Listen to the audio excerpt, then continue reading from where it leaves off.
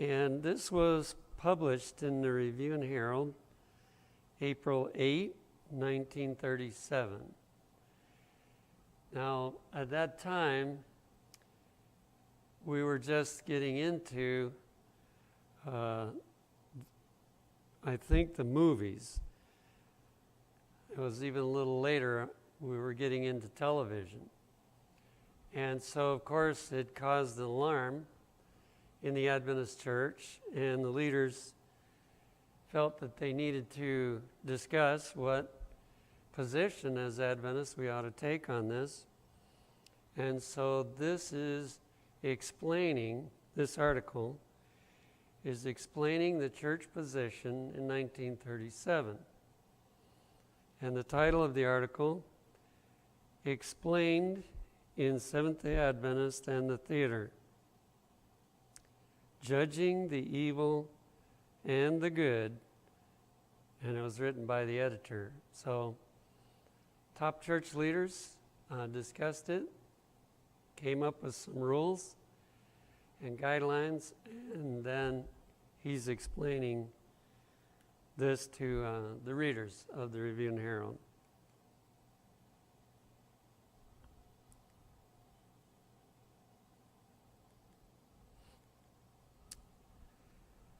I have said much during the last few weeks about the evils of theatrical moving pictures. I have felt that our institutions, especially our schools and sanitariums, are threatened by grave danger in the presentation of some of these pictures before their students and guests. I believe it is a greater evil to present these pictures in our institutions than it would be to witness them apart from the institution. So he covers a lot of different points here, but the first point is that Seventh-day Adventists were bringing movies into schools. When I went to school, they showed it on Saturday night. They had a movie in the same place where we had chapel every day. And on Sabbath night, they showed the movie. And of course, that wasn't as long ago as this is talking about, but apparently that's how it got started. And in our sanitariums, they would show movies to the guests and patients. Back then they called them patients. And so this was noticed and pointed out. It's one thing if people choose to go down to the theater and see a movie, but it's another thing to show it, and sometimes it's the same movie, to show it in our Adventist institutions.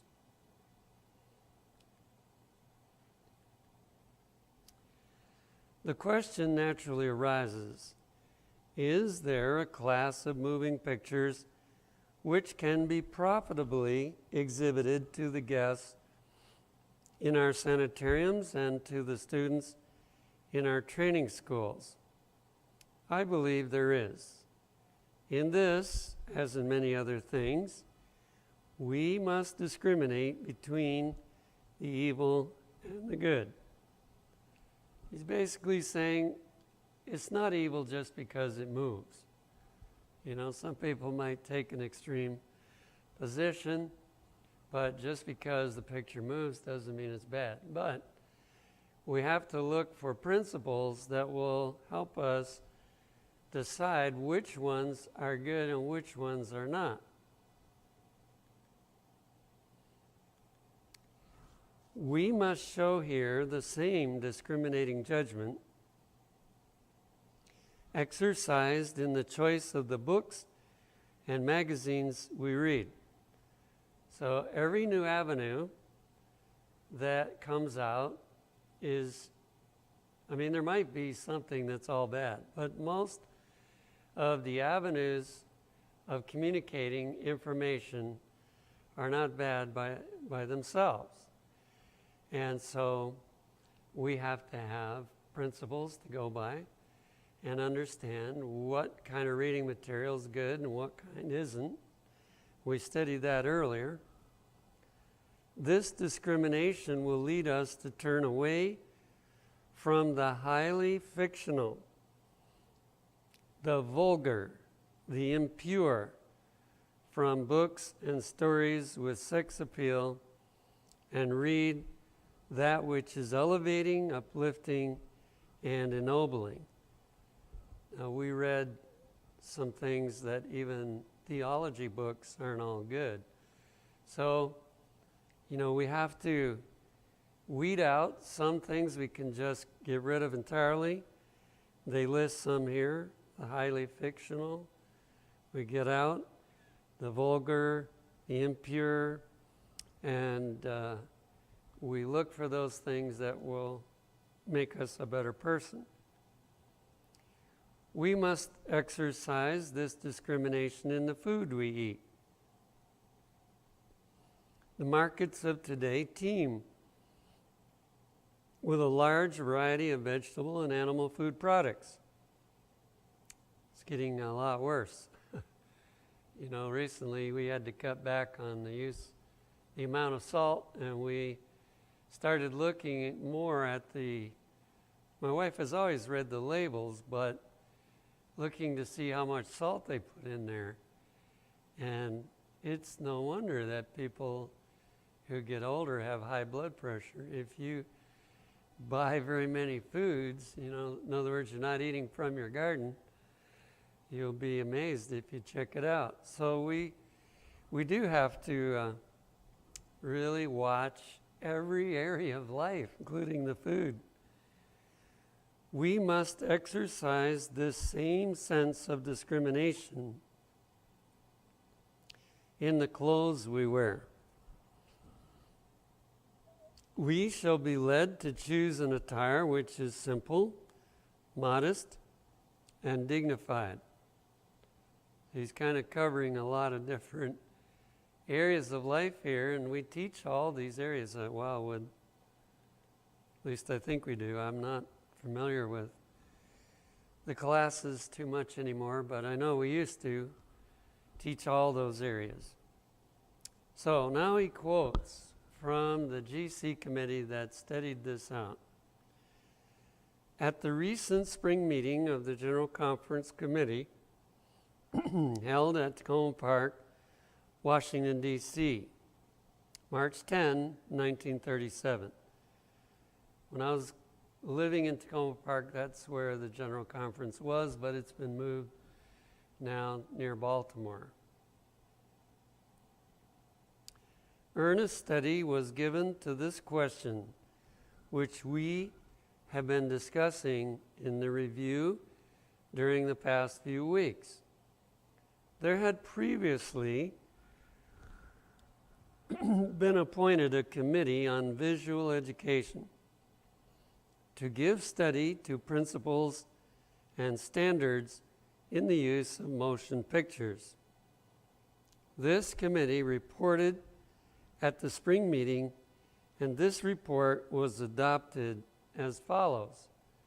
So as they usually do, they appointed a study group. The latest one we had was on women's ordination, and they had people on there who believed it was good, people that believed it wasn't good, and they studied for a long time, and then they published a majority report of what the majority thought. Well, this is what they did on this subject. This was entitled Principles and Standards in the Use of Motion Pictures.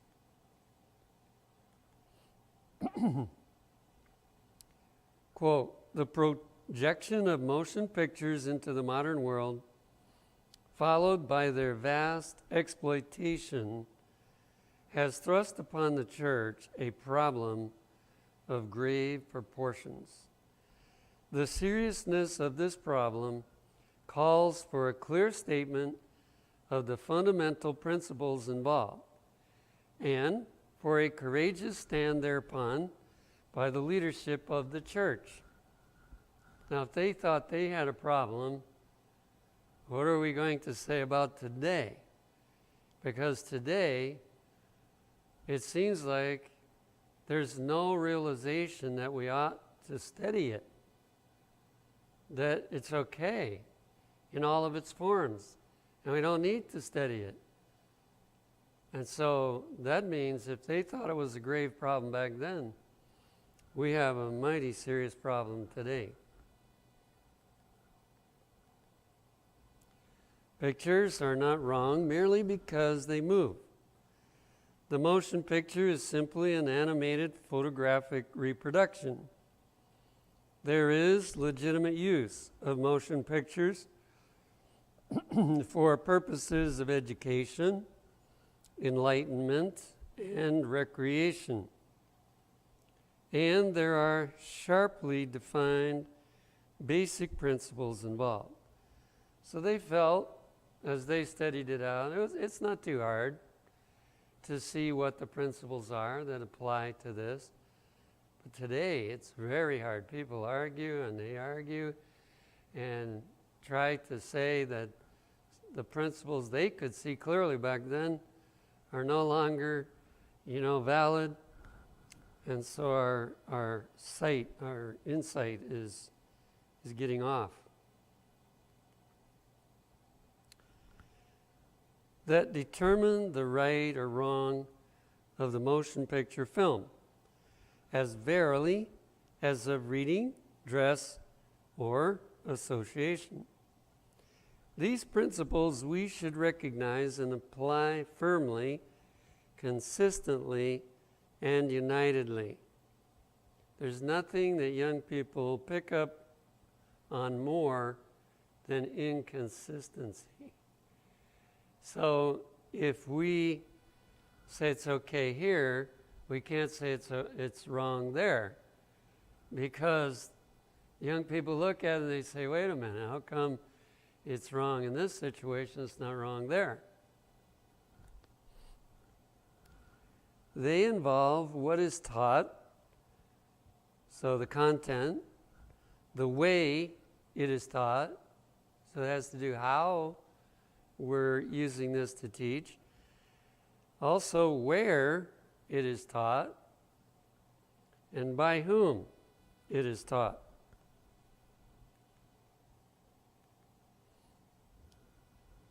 And then they come down to what I consider the best definition you can come up with. It says there is, first of all, a fundamental distinction between natural pictures or pictures of real life and pictures of dramatized theatrical plots. This is a basic line of demarcation. So, for instance, we used to have, and I guess they still have some, although people are so wrapped up in movies that to watch a travelogue is kind of boring for most people. But they used to have travelogues. In other words, somebody went to a foreign country, they saw some of the festivals that they held there, they saw the markets, they saw some of the beautiful sights of that country. And, not everybody has the money to travel over there. And so they bring back make this movie of what they saw over there. There's nobody making believe there's somebody. There's nobody trying to act out somebody else's character. They're just filming what's going on. And so that's what they're saying is the dividing line. That when you use actors, whether they're professional or not, doesn't matter. Although, the professional ones are certainly more enticing than the ones that are not professional. And so in a way, they become more dangerous. And when they're acting out, which really is telling a lie, they're making believe there's somebody they're not, And we're supposed to be witnesses, as we studied the first time. We're to witness what Jesus has done for us, what we have seen with our own eyes, what we have understood by our own study. That is witness. But when we make believe we're somebody else, even if it's Jesus or Martin Luther or whoever it is, it crosses the line that they understood as they studied it out.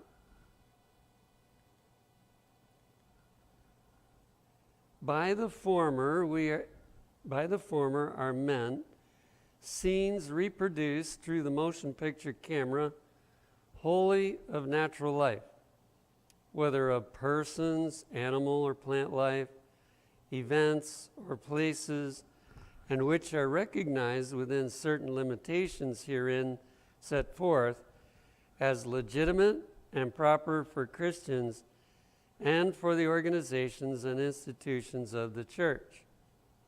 Now, when Daniel and Joshua were small, we got quite a few of these DVDs that are filming different animals in their natural habitat. Now, there is two things about some of them especially. They all have a little bit of it. It's very hard to find something that's totally pure, and I'm not saying we can only look at something that's pure. I think we have to try to get the things that are the best that we can find. But the evolutionary statements, and so of course we had to make a point of explaining that to them, that when they heard those long ears, that's, error. And they weren't bothered by that too much. That's one of the easiest ones to educate against. And then once they don't believe in evolution or long ages, then, it's not a huge problem. But the other one that is somewhat of a problem is that they wanted to dramatize. It's not strictly filming that animal, but there is dramatized music to kind of pull you into what you're watching. And so we tried to get the ones that did that the smallest we could. In contrast, there are the motion pictures of dramatized theatrical plots, usually produced by professional actors and actresses. The very principle upon which these are constructed is inherently wrong and cannot be approved or condoned by the church. The history and the present estate of the theatrical drama show it to be opposed to the highest ideals of morality and alien to spiritual life. Now, they're bringing in several subjects there.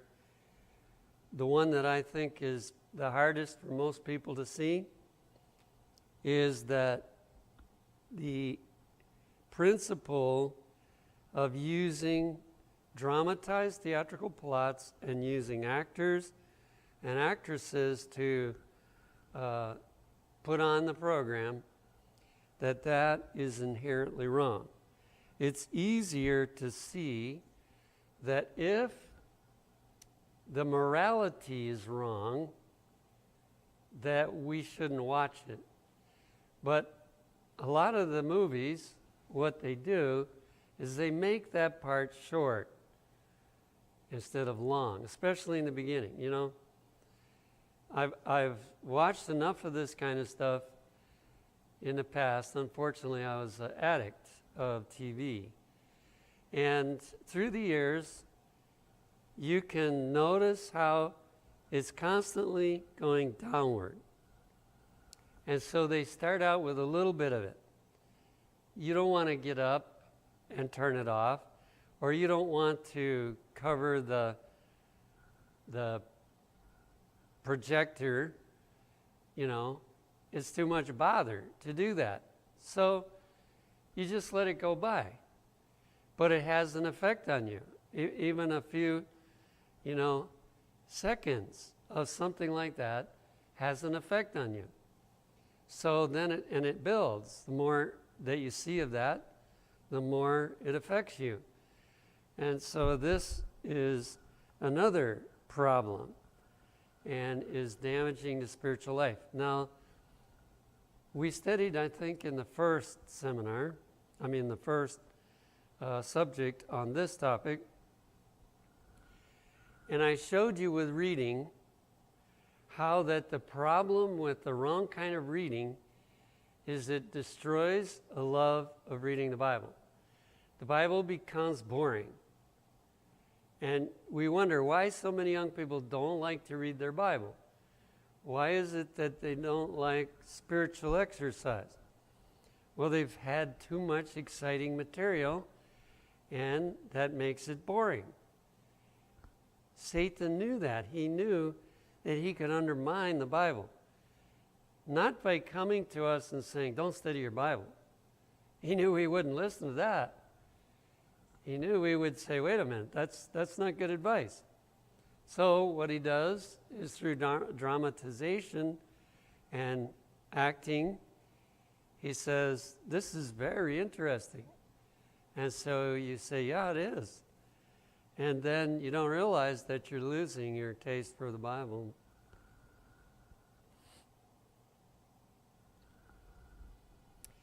Its themes are built upon human passions. It graphically presents by portrayal and by suggestion. That's a big one they have certain rules they have to go by. And so they go by suggestion because they know that will cause certain images to come in your mind, and they don't have to say it or show it to you. And unfortunately, I learned that that's the way these Playboy magazines, the ones like that, that's the way they work too, because they have found that it interests people more what they might be able to see or think they are going to see rather than what they see. And so this idea has been polished by Satan totally and fully to, drag people down. It graphically presents by portrayal and by suggestion the sins and crimes of humanity. And then it names some of them: murder, adultery, robbery, and every other evil. One of my evangelistic sermons, I have some statistics about how many murders a child has watched by the time they're a teenager. And then we wonder why so many teenagers kill people. It's what you look at is what you become. If you think about Jesus, if you study about Jesus, if you study about things that are uplifting, you become like that.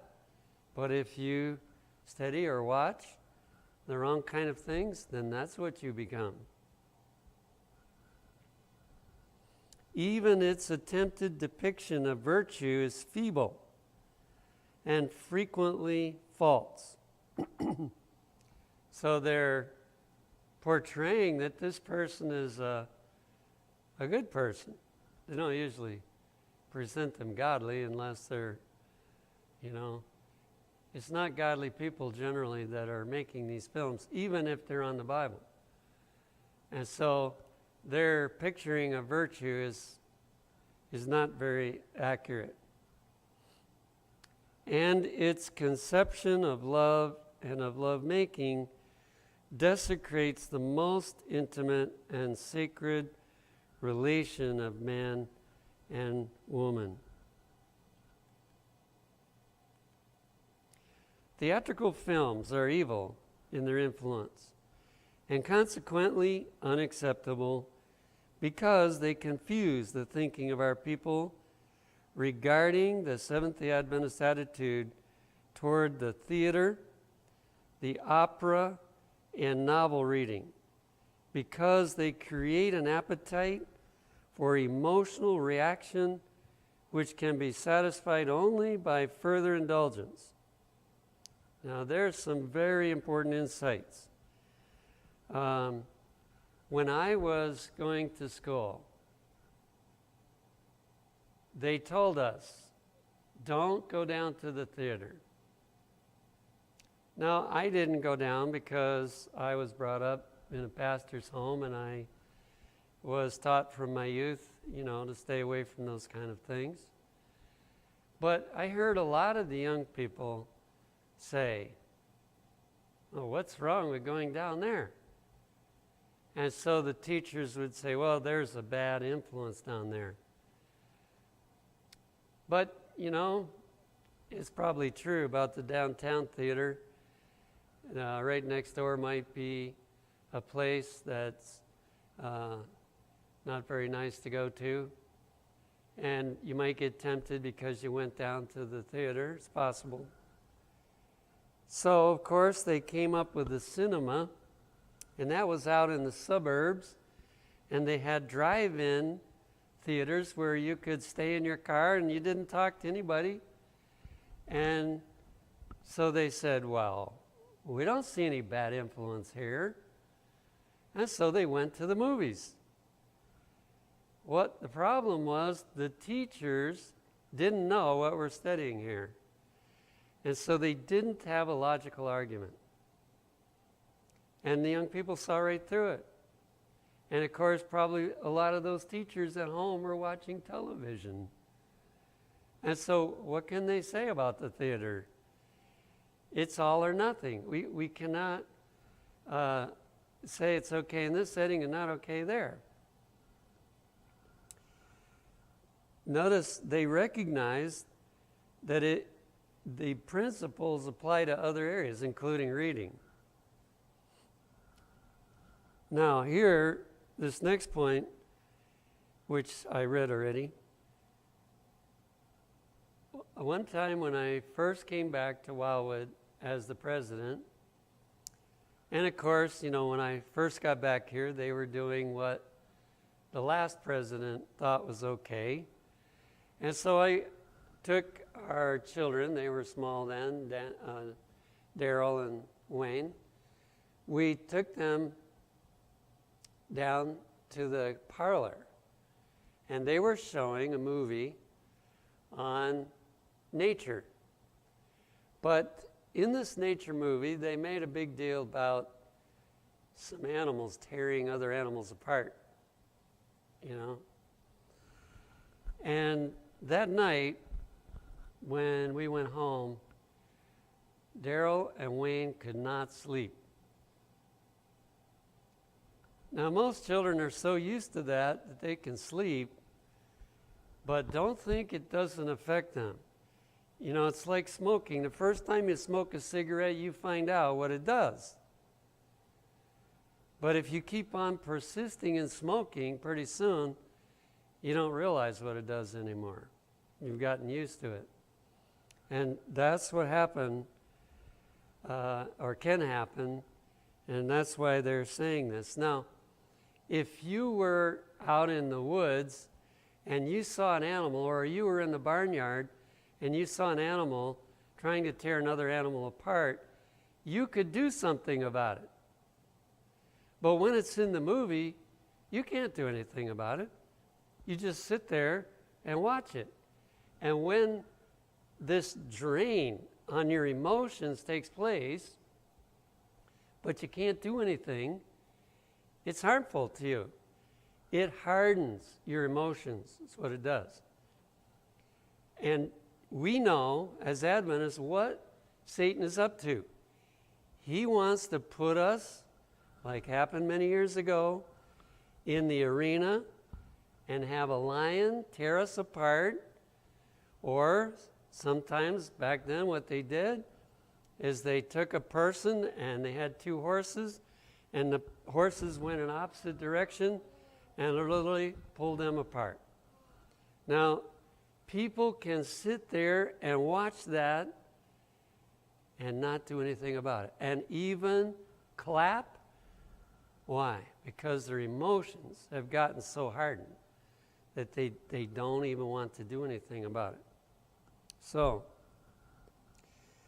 that's what they're talking about. And this is very, very popular on war movies and, all kinds of things. Even that DVD that they made about Desmond Doss, they had to put in there a scene, and it lasted for, a few minutes, a war scene where soldiers are getting shot and falling over.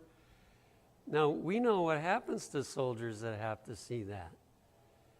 They come back and they're not mentally okay. The rest of their life, they're not mentally okay. So why would we want to look at that in a movie? And so this is what they could see, and they're trying to tell us, here are the dangers of these things. It says, and because they make an unwarranted play upon the emotions. And the biggest thing is there's too much of it. You, in your lifetime, you would never see all of that. You might see some, Some people watch out the window and see somebody murdered. But you're not going to see that. A lot of people won't see it at all, and you're not going to see it repeatedly unless you're in the army and have to be on the front lines. This is wrong because emotional stimulation without appropriate action is destructive to character development. Pictures which play upon the emotions create an appetite for the sensational. So you get hooked on it, and you want to see more. It's addicting, and so you want to see more, and it has to get worse, so that people keep watching it. Causing the individual to live in the realm of the unreal, destroying responsiveness to duty, and resulting in emotional instability. So it's an escape mechanism to escape the reality of what we face, and we escape it to something else that's more pleasing or more entertaining. It may not be better, but it's entertaining us. The motion picture house has so popularized the theater that millions are daily in attendance at exhibitions which can only exert an influence to lower standards of Christian purity.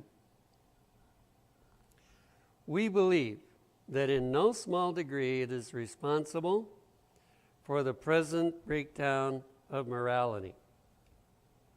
What would they say today? If morality, you look back at some of those old ones, and people would say, wow, what in the world is wrong with that? One time we had Sky Angel to get through ABN, and Sky Angel had the possibility to get some other channels as well. So one time I noticed that they had some of the programs I used to look at, and I thought, well, I'm going to just see how I would view it now. And some of them were like I Love Lucy and Ozzie and Harriet. And so I watched a couple of those, and I didn't realize, back when I used to watch it all the time, I didn't realize what the message was. And the message in both of those is men are dumb and the women are smart. Did you know for years there has been an attempt of the devil to destroy man's position of leadership in the home, in the church, and wherever. And he used those two programs that I don't think I knew a Seventh-day Adventist that would say those programs are not good. I don't think even one would even warn against those programs. And guess what? Now the Adventist Church is struggling over this issue. They got brainwashed by watching programs like that. And so it's amazing how powerful this is and how subtle a lot of it is. We believe that in no small degree it is responsible for the present breakdown of morality.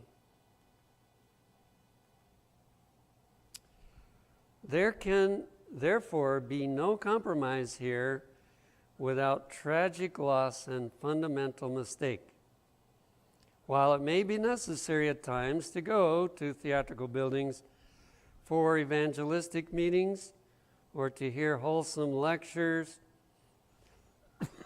or musical concerts,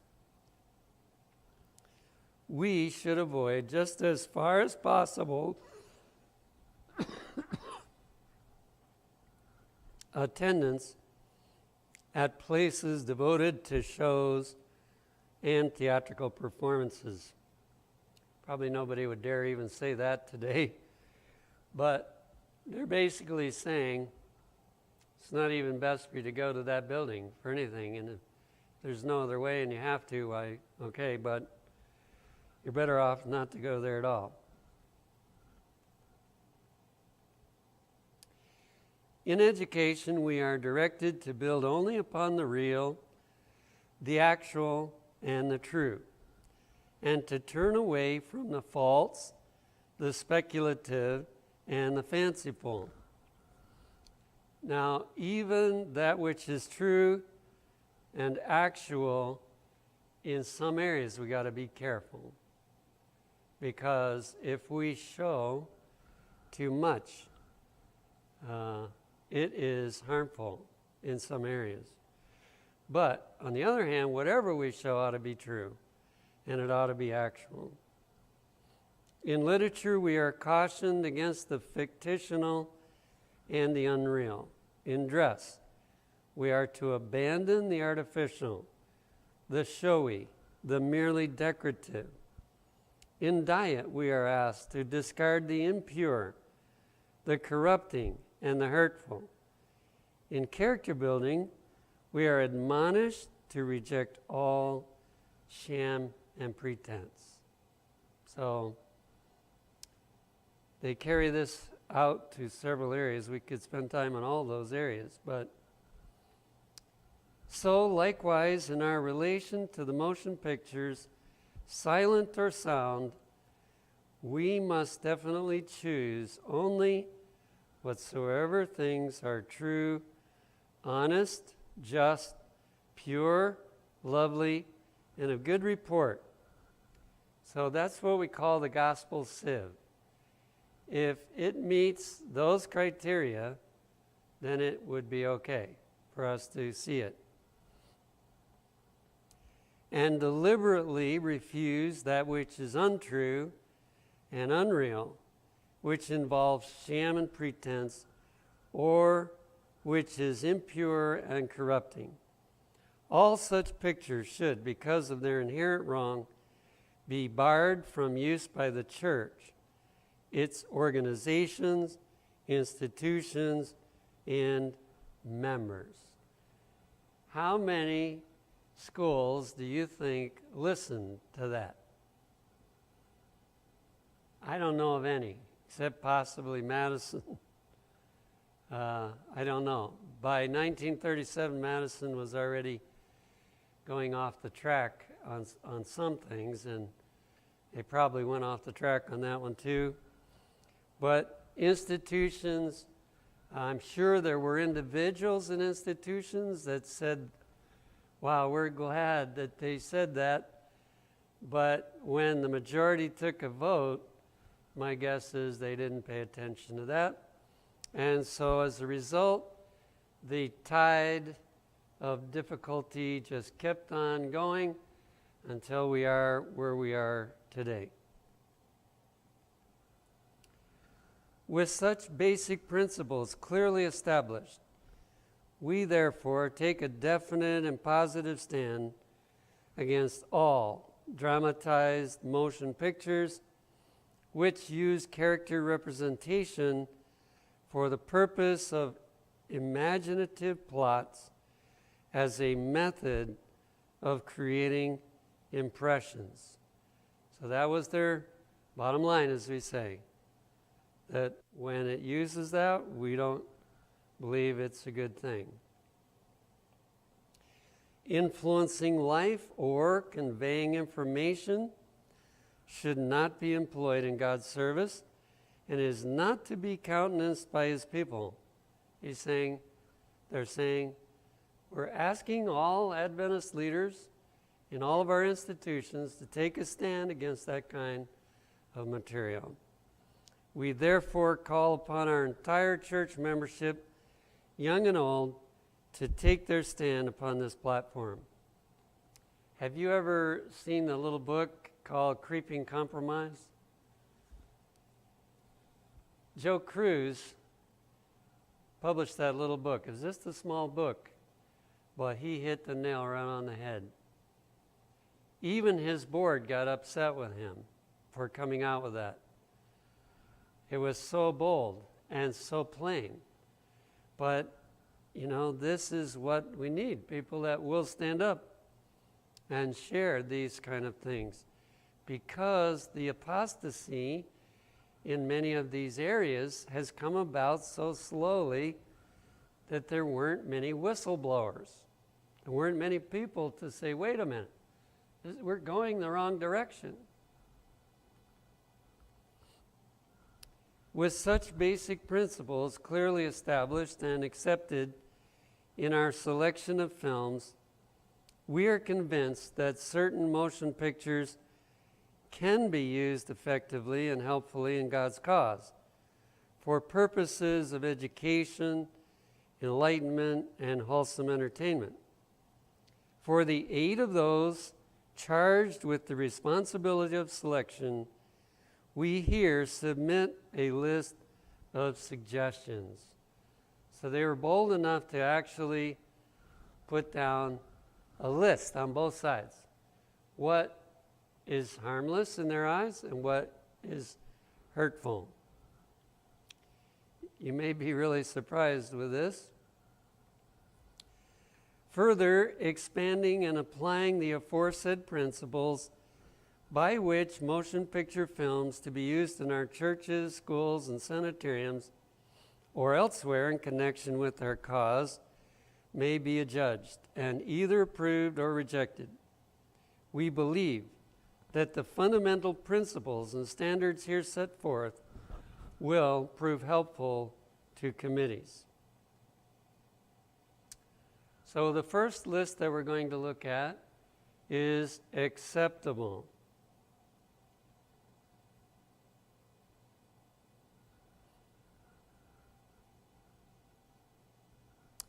Boards and individuals required to make decisions in the choice of films.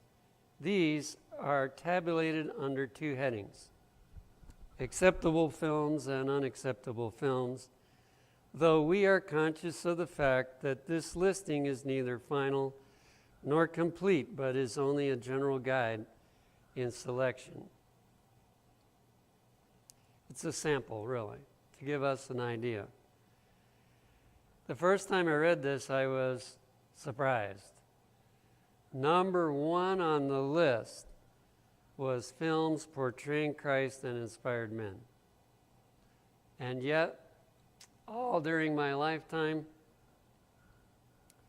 it seems like most leaders of churches and institutions and so on think that there's nothing wrong with that, a film about Jesus. But they could see that it wasn't good.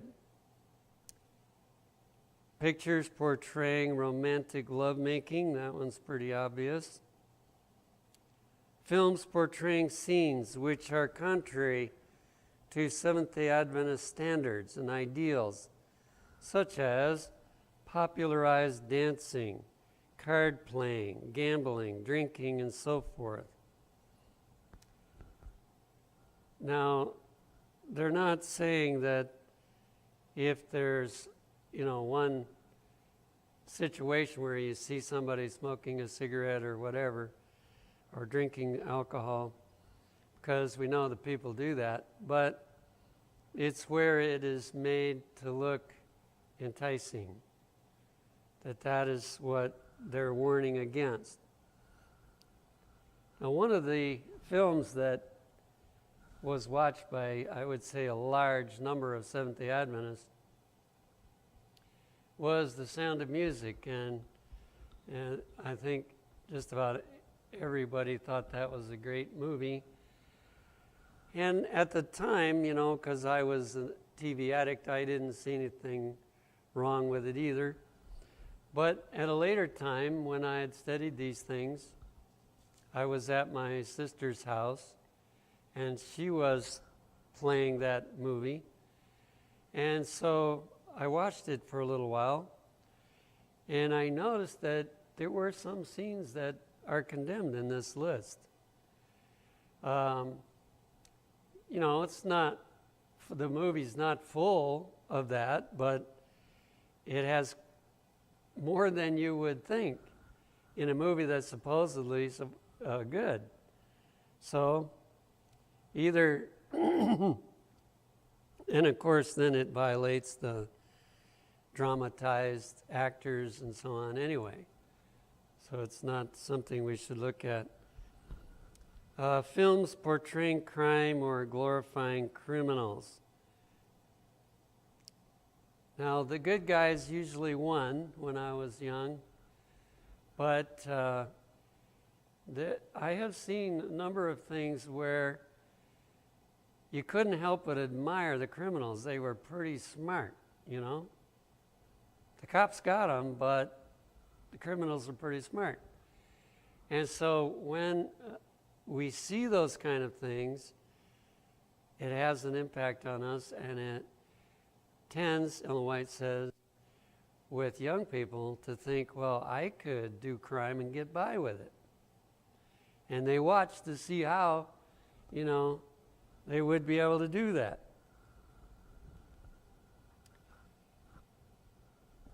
Films portraying scenes of violence or cruelty, such as prize fighting.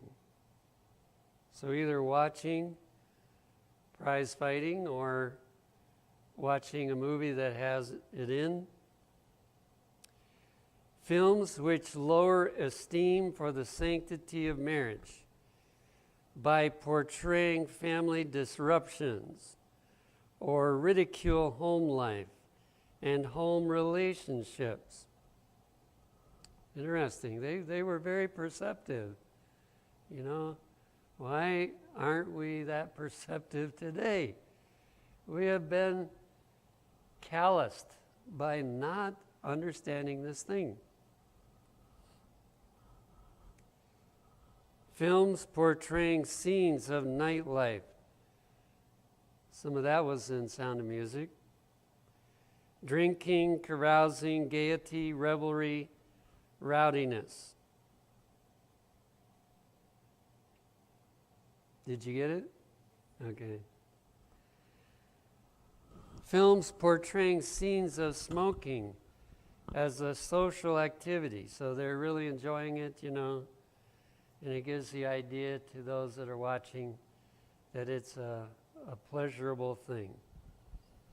Pictures portraying processes of manufacture, for example, in which the operator might happen to be smoking, might not be included in this category because the attention of the observer is centered upon the process rather than upon the smoking as a desirable activity.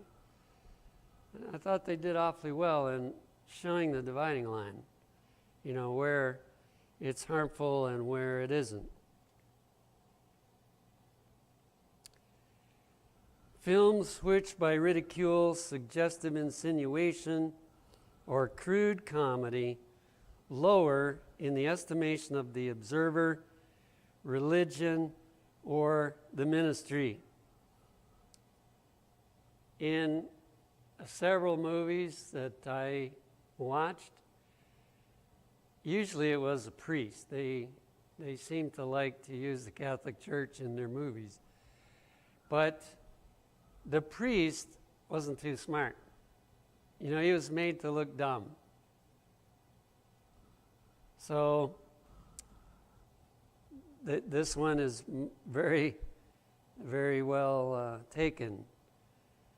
Films which by ridicule, suggestive insinuation, or crude comedy lower in the estimation of the observer, religion, or the ministry, or the dignity of human personality, or law enforcing agencies. In other words, those that are doing a very valuable job for our society, including pastors and churches, that to run them down is unwise. Films of a scientific or historical character which blend misrepresentation of facts with the actual. So not even everything on the History Channel is good, because some of those have twisted facts, and therefore truth and error are mixed to the point where there is damage. And the same is true of scientific films as well. Popularized historical films which distort facts of history and pervert truth, or which present scenes of cruelty and bloodshed. So there's their list of unacceptable films. And we must, as far as in the church, we must really pay attention to number one, because that's the one we would be most in danger of neglecting.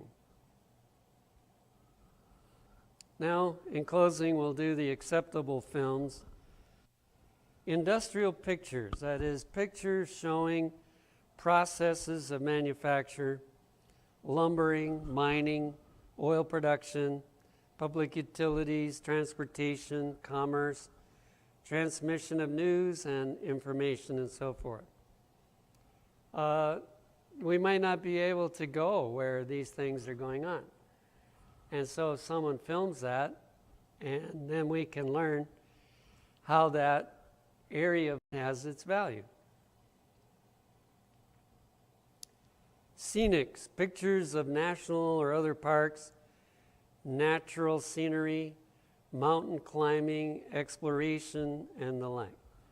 So again, we might not be able to go and do it, but we can watch someone else do it, or we can see the place where they're doing it. Travel logs, pictures of other countries and their nature. Nature and wildlife, pictures of the Forest Service, of animal life in various states and nations, the life development of insects, plants, fishes, birds, and animals. But notice this, excluding those which emphasize cruelty. So they really guide us again on that. And, you know, you can learn a lot. Some people will spend their whole life studying one animal or one kingdom, insect or something, and it's amazing what you can learn. You don't have the time to do all that, so it's a blessing. Art and archaeology, excluding films that portray indecent and corrupt art. There's plenty of that, so you gotta sift. Newsreels and current history, excluding films which are contrary to our recognized standards. Educational films. Films which impart information and teach truth in any branch of learning. Not error, but truth. Pictures of places, those associated with historical incidents. Our denominational work and activities. So when you look at the two lists, it helps to apply the principles that they outline.